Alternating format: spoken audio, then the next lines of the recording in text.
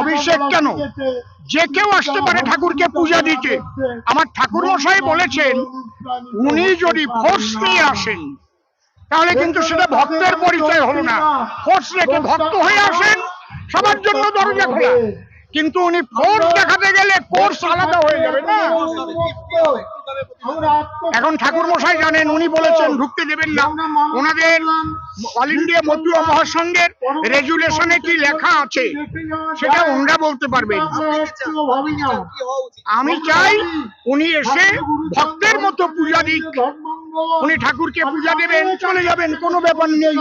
কিন্তু যদি হাজার হাজার মানুষ নিয়ে আমি শক্তি দেখাতে এসে থাকি তাহলে কি হবে সেটা আমি বলতে পারি।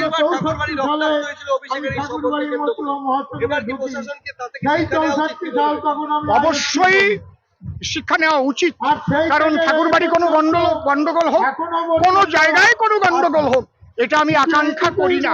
তারপরে ঠাকুর বাড়ি পবিত্র ভূমি, যেখানে গড়াগড়ি দিয়ে আমরা ব্যাটারি চার্জ দিতে যাই সারা বছরের পরে, সেখানে যদি মাননীয় অভিষেক বন্দ্যোপাধ্যায় ভাবেন আমি ঠাকুরের চরণে ফুল দেব, আশীর্বাদ চাইবো, যাতে আবার 26-এ তৃণমূল জয়লাভ করে, এমন আকাঙ্ক্ষা নিয়ে যদি আসেন, উনি সেইভাবে ভক্ত হয়ে আসুন, আমার মনে হয় ঠাকুর বিরক্ত হবেন না। কিন্তু ওদিকে আবার মমতা ঠাকুরের, যিনি অল ইন্ডিয়া মতুয়া মহাসংঘের উনি সম্পাদক, উনি বলছে এবার রক্ত ঝরবে, এই কথাগুলো ভালো না, এই কথাগুলো ভীষণ খারাপ। যদিও উনি ক্ষমা চেয়েছেন,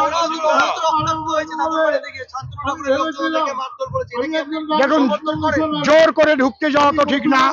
হাজার হাজার মানুষ নিয়ে এসে, আমি আমার গুরুদেব ভবা পাগলা বলছেন ঠাকুর পূজা করতে হয় করো জোরে, জোর করে নয়, করো জোরে। তোরা কেউ জোর করে ঠাকুর পূজা দিতে যাবি না, করো জোরে। আসুন, ওনাকে স্বাগত।